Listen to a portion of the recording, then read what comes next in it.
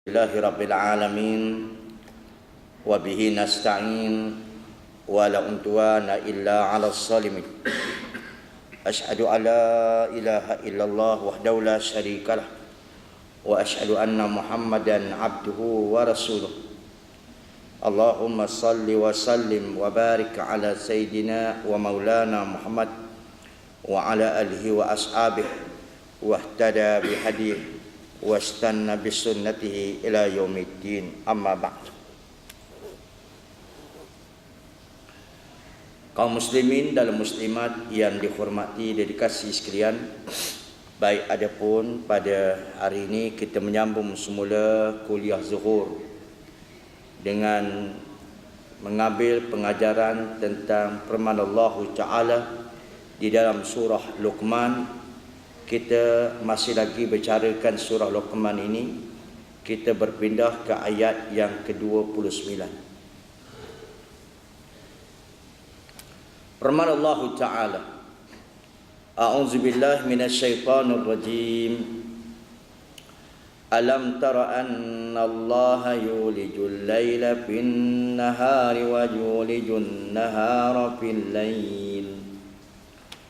وسخر الشمس والقمر كل يجري إلى أجل مسمى وأن الله بما تعملون خبير ذلك بأن الله هو الحق وأن ما يدعون من دونه الباطل وأن الله هو العلي الكبير.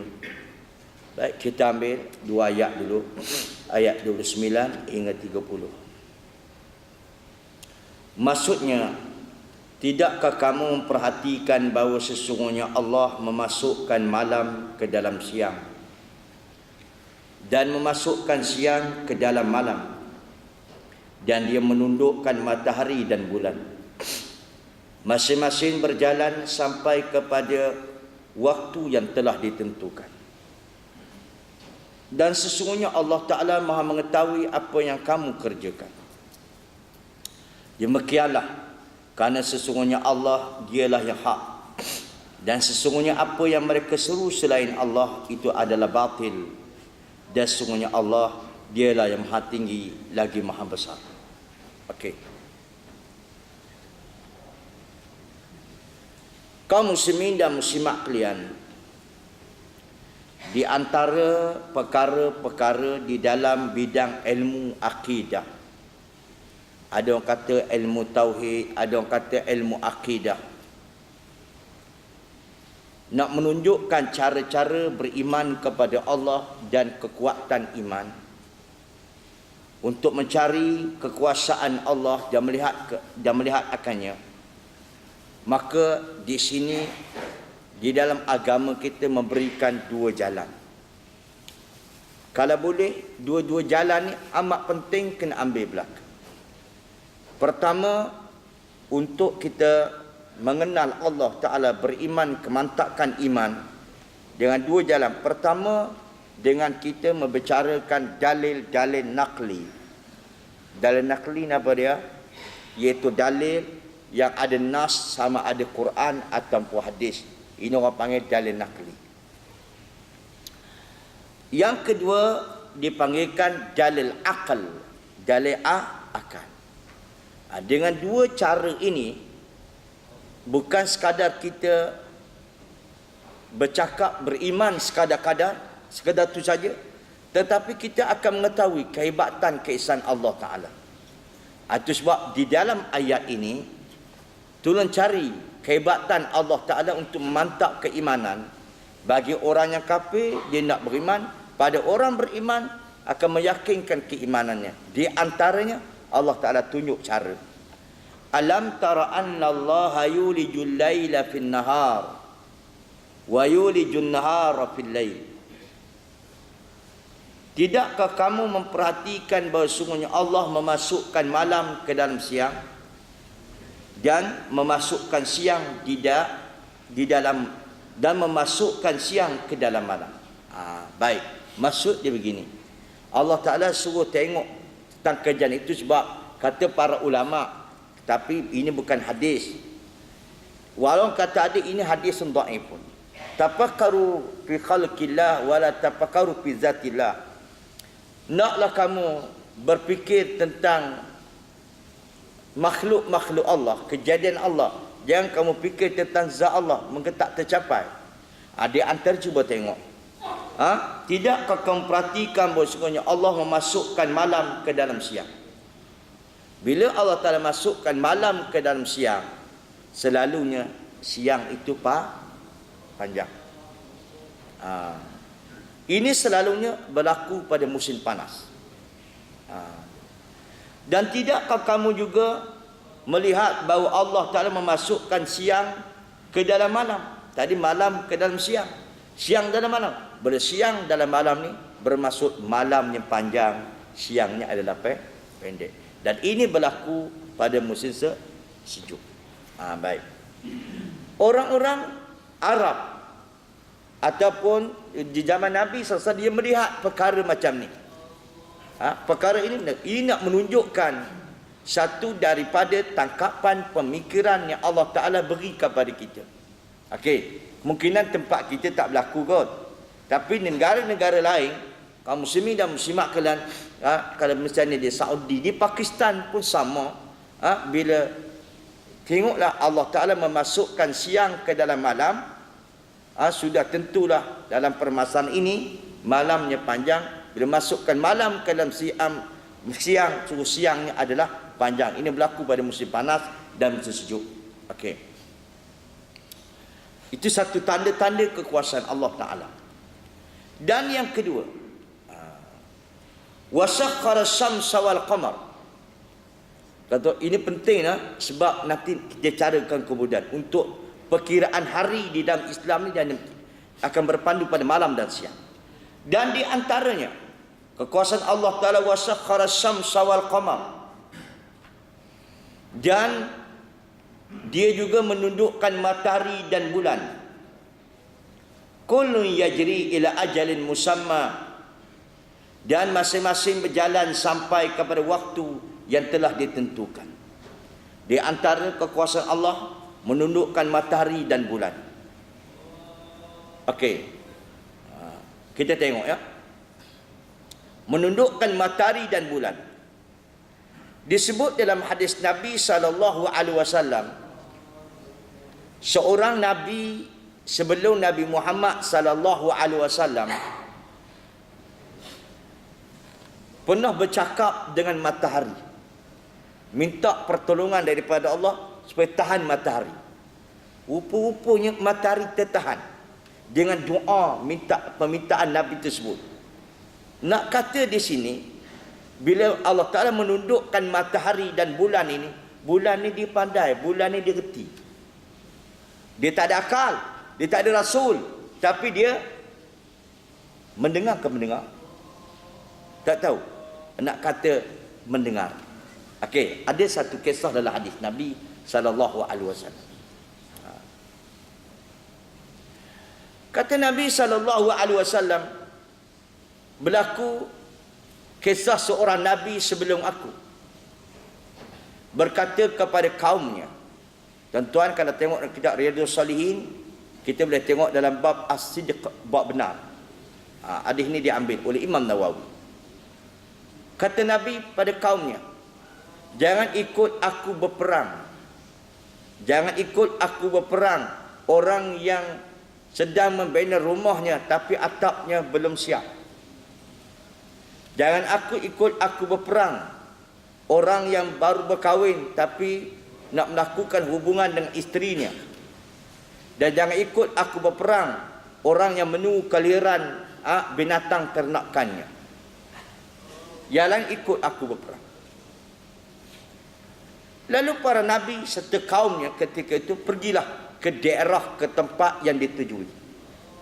Takdirnya masa sampai tempat itu, matahari sudah nak terbenam. Matahari sudah nak terbenam. Dalam riwayat yang lain, iaitu sudah berlalunya waktu asar, masuk dah lama. Lalu Nabi itu bercakap dengan matahari. Tu ya. Matahari mendengar, no.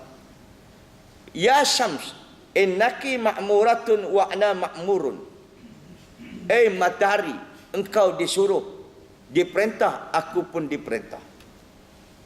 Ya Allah, tahankanlah matahari. Maka matahari pun tertahan, tidak terbenar. Tengok ya, matahari ni kaum muslimin, dia mendengar. Pernah cakap dengan matahari je. Dia mantap kena. Baik.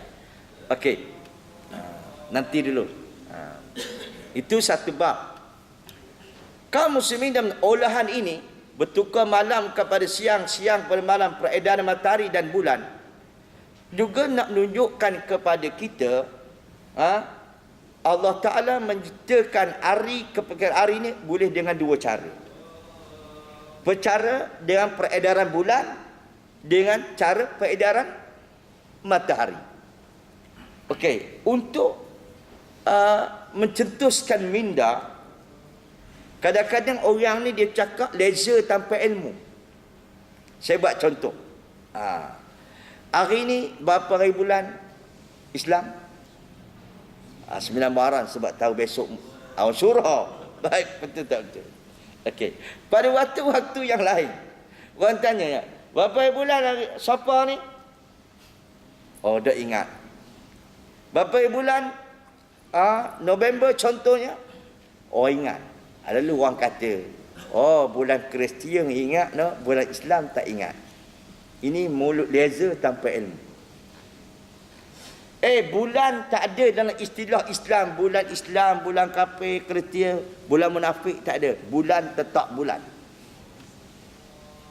Ada matahari kafir, ada matahari Islam? Tak ada. Yang ada adalah orang. Cuma kaum muslimin dan muslimat kalian, peredaran manusia ni, kalau di zaman Sayyidina Umar, zaman Nabi itu ikut peredaran bulan. Kalau di zaman Nabi Isa dulu dan sebelum ni ikut peredaran matahari. Tak timbul Kristian dan Islam dalam bab bulan. Jangan cakap sama ronda macam tu. Jadi dia. Okey. Misalnya Januari, Februari, itu bukan bulan Kristian, tidak. Itu perkiraan hari mengikut matahari. Benda ini diiktiraf dalam Islam, diiktiraf. Okey, cuba kita tengok. Bila dia tanya, berapa lama tak Ashabul Kahfi duduk dalam gua? Tak apalah, aku tanya, aku jawab, itu perkara biasa. Ada orang kata 300 tahun. Ada orang kata 300 tahun, 300 ditambah 9 tahun. Baik, sekarang kita ambil. Ada orang kata 309 tahun. Ada orang kata 300 tahun. Mana yang betul? Mana yang betul? Nanti dia. Maka jawabnya, dua-dua betul. Kalau orang kata 300 tahun, adalah betul. Itu mengikut perkiraan bulan. Kalau 300 ditambah 9 tahun, itu ikut peredaran matahari. Itu sebab surah Kahfi itu 300 tahun, maka ditambah 9 tahun. Maka Allah Ta'ala mengiktiraf perjalanan matahari dan bulan. Tak timbul Kristian tak Kristian, no? Bukan timbul masalah itu. Baik. Okey. Tertahannya matahari dan bulan ini dengan kehendak Allah Ta'ala, kita akan bertemu satu masa besok. Temu. Macam mana kita nak kira? Ini kira belajar. Sebagaimana satu hadis Rasulullah sallallahu alaihi wasallam, apabila Dajjal memerintah di muka bumi ini selama 40 hari. Nabi kata, hari yang pertama Dajjal memerintah, hari itu selama 1 tahun lamanya. Hari kedua selama sebulan. Hari ketiga selama seminggu. Dan hari keempat barulah seperti mana hari-hari yang biasa kamu lalui. Lalu sahabat bertanya, ya Rasulullah, bagaimana yang 1 hari Dajjal merintah itu selama setahun? Adakah semayangnya 5 waktu juga? Sebab 1 hari? Lalu Nabi kata, tidak. kamu kiralah sebagaimana hari yang biasa kamu lalui. Tetap setahun juga. Itu akan bertemu lah. Baik. Sekarang ni kaum muslimin, benda itu sudah berlaku. Sudah berlaku. Kalau orang pergi misalnya, ingat tak pertanyaan dikemukakan, bagaimana Ustaz, bulan puasa orang tu pergi ke Norway. Kadang-kadang puasa ada 1 jam, ada 2 jam. Itulah kaedah dia. Baik.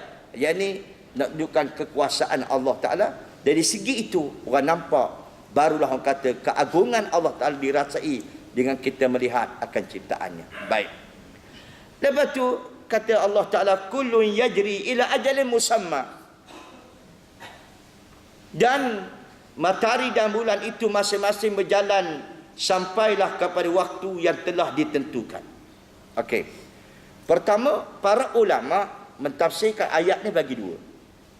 Pertama ialah pentafsiran matahari itu bulan beredar pada masa ditentukan. Ini bila sampailah kiamat. Yang kedua, kalau kaum muslimin dan muslimat kalian, bulan dan beredar, bulan dan matahari beredar dia masa tentu yang proses berlaku di atas dunia. Baik. Kalau ditanya, bila matahari terbenam, kalau orang tanya, anak tanyalah, bah, mana pergi matahari? Kita nak jawab ke mana agak? Kenapa senyap je, tak seronok macam tu? Baik. Bila tengok matahari tak ada kan, dekat waktu maghrib, kalau tanya, ke mana pergi matahari? Dalam laut ke? Itu boleh cakap dalam laut. Satu ketika Abu Zar Al-Ghifari dia duduk bersama Nabi SAW dekat dengan waktu maghrib. Bila matahari terbenam, masuknya maghrib. Lalu Nabi SAW tanya Abu Zar, "Ya Abu Zar, aina zahabati syams?" Kemanakah perginya matahari? Lalu Abu Zar kata, "Wallah, Allah wa Rasul alam." Allah dan Rasul saja yang tahunya ke mana matahari pergi. Lalu akhirnya kata Nabi SAW, matahari itu dia beredar hinggalah dia berhenti di kat paksi dia di bawah aras. Jawapan dia beredar hingga di bawah arasnya dia akan berhenti. Dia sujud, maksudnya matahari ada juga dia berhenti di bawah aras setiap hari. Lepas tu dia beredar balik. Jadi dia. Okey. Itu semua Tuhan tundukkan. Tetapi kaum muslimin dan muslimat sekalian, peredaran matahari dan bulan yang berlaku di atas dunia sekarang ini semuanya mengikut peraturan dan penetapan daripada Allah Ta'ala. Bulan pun ikut, matahari ikut. Sedangkan nak fokus ini, bulan tak ada akal, matahari tak ada akal, tak ada rasul, tak ada kitab. Tapi peredaran bulan dan matahari ini diikut je peraturan yang Allah Ta'ala buat. Selamat tak dunia? Selamat kan? Selamat. Jadi Profesor Dr. Hamka dia cetuskan minda orang ramai. Tuan-tuan dia kata dan tafsir Al-Azhar, kalau matahari yang tak ada nabi, tak ada rasul, tak ada akal, dia ikut peraturan Allah Ta'ala, ikut edarannya, dunia selamat. Dan kita sebagai manusia yang ada akal, ada nabi, ada rasul dan ada kitab, kalau ikut peraturan Allah Ta'ala lebih selamat. Jadi tuan-tuan tengok dan tafsiran wasyamsu tajri li mustaqarrilaha. Cantik. Apa ya? Okey, bila bicara di penghujung ayat Allah Ta'ala kata apa? Wa annallaha bima ta'maluna khabir. Bila sebut tentang dia masukkan malam ke dalam siang, siang dalam malam, ikut peredaran bulan dan matahari sebenarnya, di akhir ayat pelik no. Kenapa di akhir ayatnya Allah Ta'ala kata wa annallaha bima ta'maluna khabir? Dan sungguhnya Allah Ta'ala Maha mengetahui apa yang kamu buat. Sebab apa? Dan selain daripada ilmu Allah Ta'ala mengetahui manusia buat, dan manusia tak boleh berlindung. Sebab siang tengok, malam tengok, matahari tengok, bulan tengok. Ayat sebelumnya, manusia tidak boleh sembunyi daripada Allah Ta'ala. Selain daripada zat Allah Ta'ala Maha mengetahui, tapi Allah Ta'ala mempunyai saksi. Apa saksinya? Siang. Maka dalam konteks ayat ni, siang memerhatikan gelagak perangan manusia. Itu pelik tu. Sebagaimana dalam satu hadis Nabi SAW ada menyebut 10 perkara yang Allah Ta'ala, atau 10 benda yang Allah Ta'ala lantik menjadi saksi atas perbuatan manusia. Siapa dia? Di antaranya matahari, bulan, bintang. Ya sungguh. Benar juga kata Allahyarham Piramli. Saya pun tengok juga cerita dia. Baik. Ingat tak satu cerita Azizah? Warak sini tak ada tengok bagus. Azizah. Azizah ni dia cinta dengan Alam Piramli dalam filem lah. Piramli ni dalam filem ni semua suka jadi orang miskin. Pelakon zaman sekarang dia suka jadi orang kaya. Betul tak? Suka menyamar jadi datuk. Betul tak betul?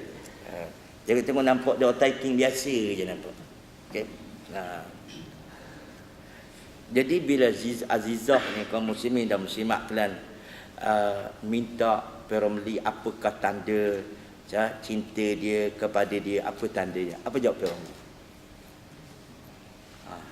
Dia kata kepada Azizah dia tak nak beli apa, tapi cukuplah bulan dan bintang menjadi saksi. Betul. Memang sahih. Dari mana hadis dapat wallahu alam. Rupanya Piramli ni mengaji juga, dia mondok juga barangkali. Betul, ada hadis dia. 5 bulan dan bintang jadi itu sebab manusia tak boleh berbohong atas perbuatan dia. Baik, okey. Sebab annallaha bima ta'maluna khabir. Dan seterusnya firman Allah Ta'ala.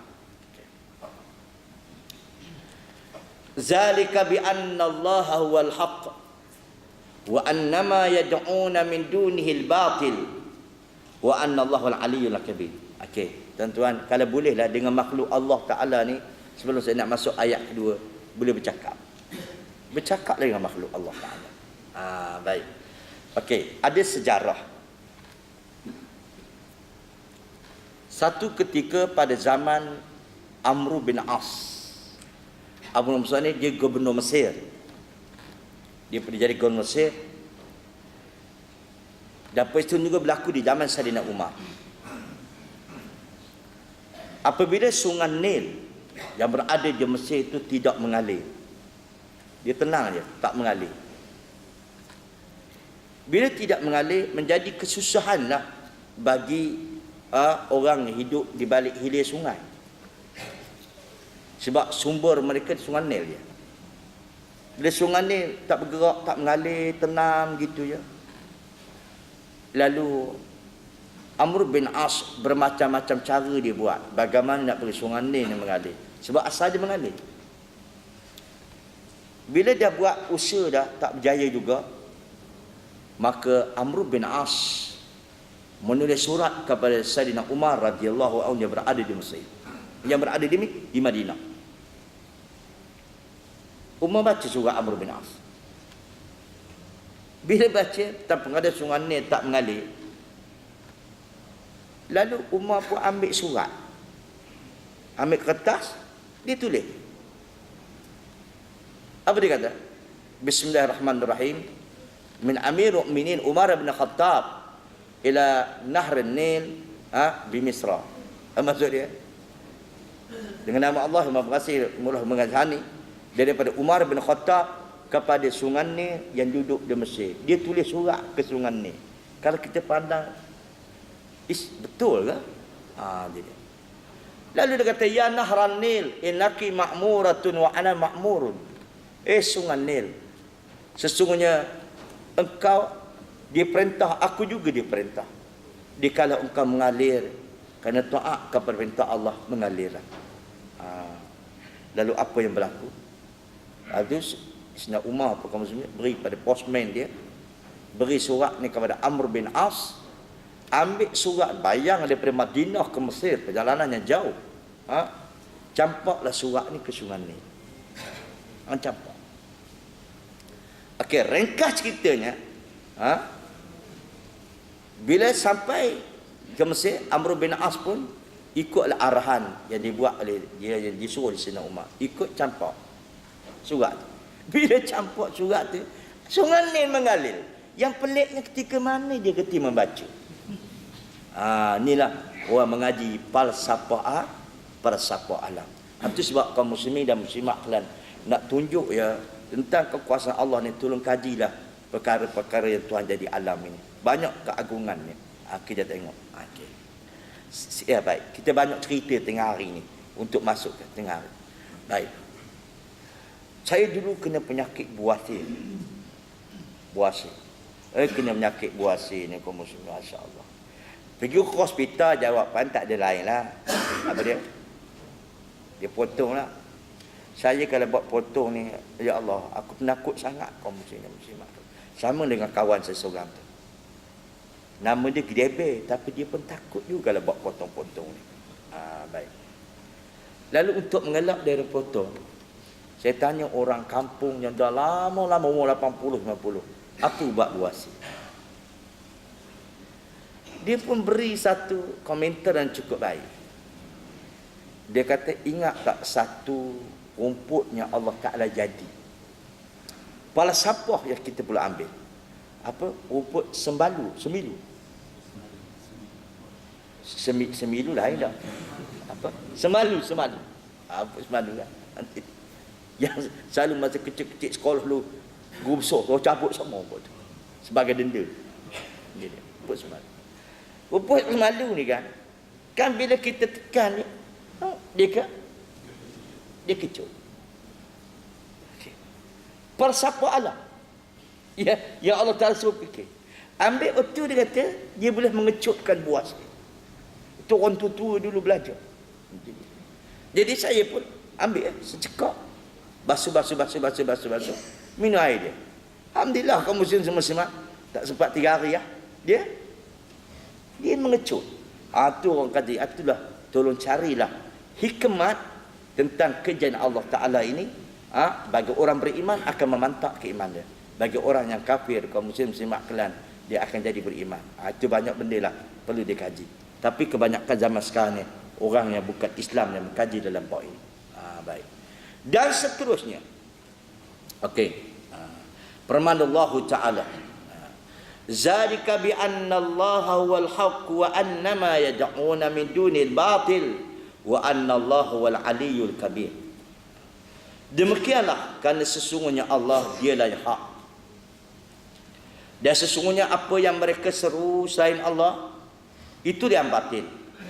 Dan sesungguhnya Allah dialah yang maha tinggi lagi maha besar. Okey.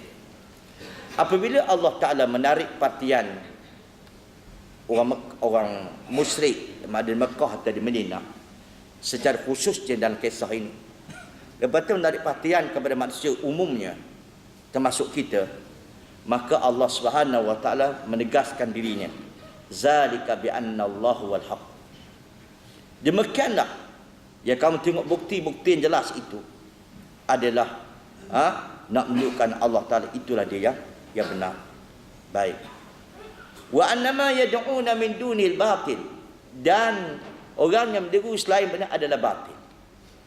Jadi sekarang kita ambil ayat ni dari sudut tafsiran yang berlainan. Bila itu Allah Ta'ala benar, yang lain pada Allah adalah batil. Maka para ulama bersepakat, kaum muslim muslimat, bila datang daripada Allah semuanya adalah benar. Datang daripada manusia yang bercanggah dengan Allah, benda itu batil. Sekarang nak pakai benar ke nak pakai batil? Cuba kita ambil ayat ni, walaupun bentuk macam simple je kaum muslim, tapi tegas. Bila datang daripada Allah, dia akan kebenaran. Tapi kenapa manusia bila ambil daripada Allah Ta'ala, datang pada Allah, dia ambil lagi pemikiran manusia? Sebab apa? Okey. Saya ambil satu bab kaum muslimin dan muslimat kalian. Baru ni saya tengok satu rancangan TV Malaysia hari ini. Bila ketua polis negara, itu yang TV negara ni, mungkin tuan-tuan bekerja tak sempat nak tengok kan. Saya tengok minum-minum tu, saya tengok. Bila dia kata, bila tengok kes jenayah ni begitu bertambah setiap hari, tak tahu usaha polis pun Bukan nak kata nak habis. Banyak cara lah. Dulu dia cerita bab budaya ragut. Kes ragut. Dia kata ragut ni, Kutub Peluang Negara minta semua orang yang dengar rancangan itu berikan pendapat. Dia nak tulis dan nak buat perbincangan. Bagaimana nak mengelakkan budaya ragut yang cukup setara sebab kematian. Saya pernah dengar tak? Ada orang kata ragut-ragut ni yang buat kerja ni mak rempik motor. Lebih baik kita menyediakan tuan kuasa, menyediakan satu jalan motor, satu jalan kaki. Tengok pemikiran macam tu. Kalau yang ragut tu jalan kaki ni buat jalan apa pula? Betul tak betul? Pelik dah pemikiran manusia. Dia tak mau kembali pada Allah Ta'ala. Itu sebab saya satu heran kamu sini. Tapi saya nak tengok. Tapi pemikiran seorang menteri. Tapi siapa dia tak boleh sebut nama. Bahaya di situ. Umumlah. Dulu budaya apa? Rogol. Bila rogol sampai orang tua pun kena rogol tau. Macam mana nak mengelakkan rogol? Tak mau kembali pada Allah. Saya heran. Satu kenyataan orang ni kenamaan. Dia kata kalau perempuan nak elak dia rogol ni, naklah buat seluar dalam daripada besi. Kan?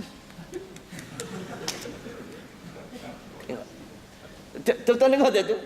Jangan kata fitnah pula. Spenda ni dibuat daripada besi. Ada kunci dia. Adakah betul pemikiran macam tu? Saya pun fikir kalau spenda daripada besi, perempuan tak biasa pakal tau. Kena ada kunci pula. Tiba-tiba nak terkencing. Kunci tinggal di rumah. Macam mana agak-agak ni? Kena pergi ke tukang besi. Tukang besi pula tukang boraknya. Tukang besi menjadi perogol juga nampaknya. Jadi, kenapa tak kembali kepada Allah Ta'ala? Itu maksudnya. Itu ayat ni kata, sedangkan Allah Ta'ala itu adalah benar. Kenapa? Akhirnya kamu jadilah macam tu. Lepas tu ada satu pemikiran pula kata, rempik ni, kita tengok orang rempik ni pandai bermotosikal. Minta jasa mak rempik untuk tolong supaya menahan badan ragut. Yang kepeliknya, yang ragut tu mak rempik lah. Kenapa? Tiba-tiba ada seorang orang Pulau Pinang.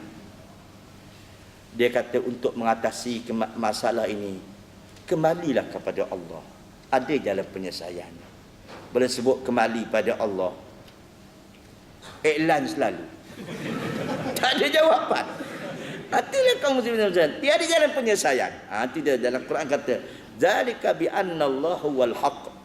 Demikianlah itu semua Allah Ta'ala benar. Bila benar kaum muslimin, adalah jalan penyelesaiannya. Tapi orang tak nak mau kembali pada dia. Wa annama yad'una min duni batil. Barang siapa kata Allah Ta'ala yang menyeru selain daripada Allah Ta'ala, ambil jalan daripada lain pada Allah Ta'ala. Baik, maka ayat ini ditafsir oleh Syekh Muhammad Amin An-Sankiti dalam kitab Adwal Bayan. Itu sebabnya Allah Ta'ala sebut dalam Quran, wa may yabtaghi ghaira islam dinan fala yuqbala minhu. Barang siapa yang mengambil wa may yabtaghi ghaira islam, selain daripada Islam sebagai cara hidup dia, fala yuqbal itu Allah Ta'ala tak terima sekali. Bila tak terima sekali, tak ada selesai masalah. Baik, dan seterusnya, wa anna Allah wal aliyul kabir. Sesungguhnya Allah Ta'ala dia adalah maha tinggi lagi maha besar, mengetahui segala-galanya. Okey, itulah nisbah ayat 29 hinggalah 30 bercara tentang nak mengenal Allah Ta'ala dari sudut penciptaannya dan juga dari sudut dalil-dalil yang Allah Ta'ala ingin menyatakan sifatnya. Maka itu sebab bila kita mengaji ilmu akidah kaum muslimin, dua-duanya benda kena ada. Baru boleh jadi mantap keimanan.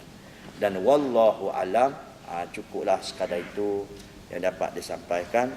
Jadi elan seperti biasalah kaum muslimin dan muslimat kalian.